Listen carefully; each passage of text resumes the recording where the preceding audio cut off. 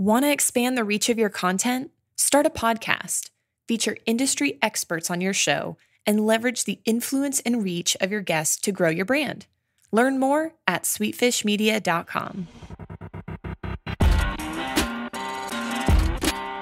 You're listening to B2B Growth, a daily podcast for B2B leaders. We've interviewed names you've probably heard before, like Gary Vaynerchuk and Simon Sinek, but you've probably never heard from the majority of our guests. That's because the bulk of our interviews aren't with professional speakers and authors. Most of our guests are in the trenches leading sales and marketing teams. They're implementing strategy. They're experimenting with tactics. They're building the fastest growing B2B companies in the world. My name is James Carberry. I'm the founder of Sweetfish Media, a podcast agency for B2B brands, and I'm also one of the co-hosts of this show. When we're not interviewing sales and marketing leaders, you'll hear stories from behind the scenes of our own business. We'll share the ups and downs of our journey as we attempt to take over the world. Just kidding. Well, maybe. Let's get into the show.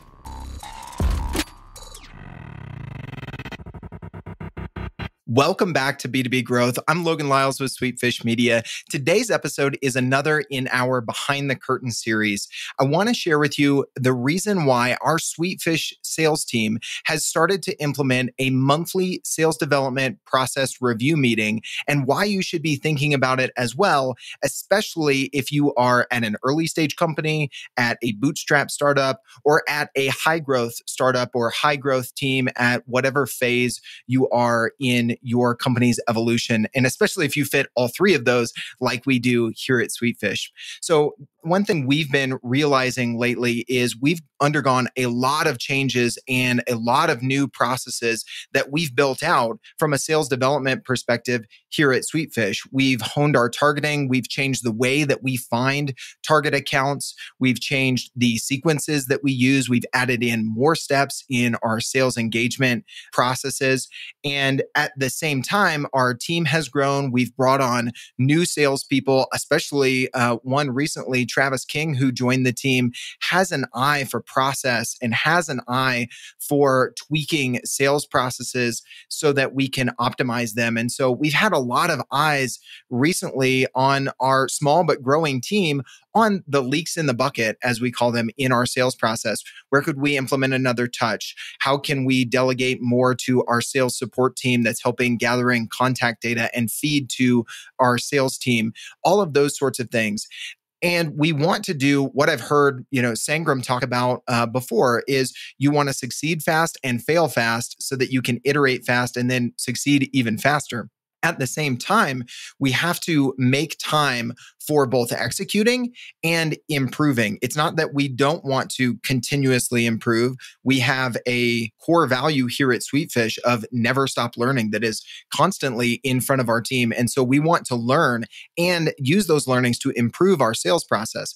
But if we are constantly, to give an example, we do a daily sales team stand-up here at Sweetfish where we talk about our wins, our challenges from the day before, and our opportunities and potential roadblocks for the day ahead. And we found that we were covering those with our small team of three, but then we would get into 30, 45-minute, hour-long conversations about tweaking process.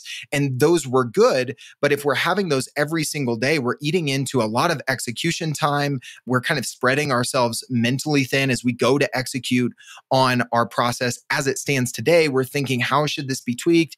This and that. And so we've decided that at the beginning of each month, we will run the game plan as we've practiced it, as we have it laid out for us today, knowing that it's not perfect. So how do we bake in consistent improvement if we're not doing that necessarily on a daily basis? So two things, and then I'll get to the actual monthly meeting that we've set and the importance of that. One, it's football season, right? So we can call an audible. If you are executing on the process as it's defined today, and you want to experiment with something small on top of it, you should be able to do that, but not make major process tweaks, along the way within the month.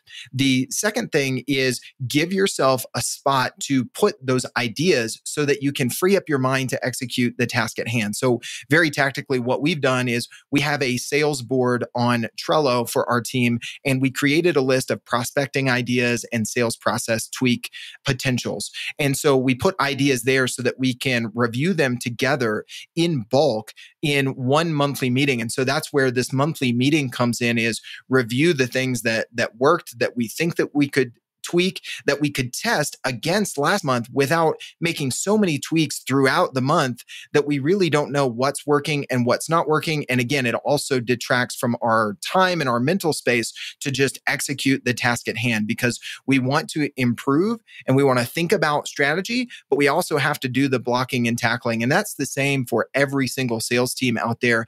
But especially if you are at a high growth team where you're trying new things, if you're at a bootstrap team where immediate success as much as long-term success is very important. This is a way that we've come up with to keep our eye on the ball short-term, week by week throughout the month, and still execute on our core value of never stop learning and never stop improving in our sales process. So I hope this was helpful for especially early stage sales teams out there. You know, I've been in sales for 10 plus years, but this is my first time building out an early stage team from the ground up, developing our go-to-market processes from scratch. Thankfully, I've got some great leadership on the team here at Sweetfish and great members of the sales team that are contributing fantastic ideas. And we're finding our way forward together. And I thought that this might be helpful for other folks sitting in similar seats. If you want to stay connected with me, hit me up on LinkedIn. I love connecting with listeners. I think I'm the only Logan Lyles on LinkedIn. Last name is Lyles. Or hit me up with a follow on Instagram. I'm at I am Logan Lyles. As always, thank you so much for listening. We totally get it. We publish a ton of content on this podcast, and it can be a lot to keep up with. That's why we've started the B2B Growth Big Three, a no-fluff email that boils down our 3 biggest takeaways from an entire week of episodes. Sign up today at sweetfishmedia.com/big3. That's sweetfishmedia.com/big3.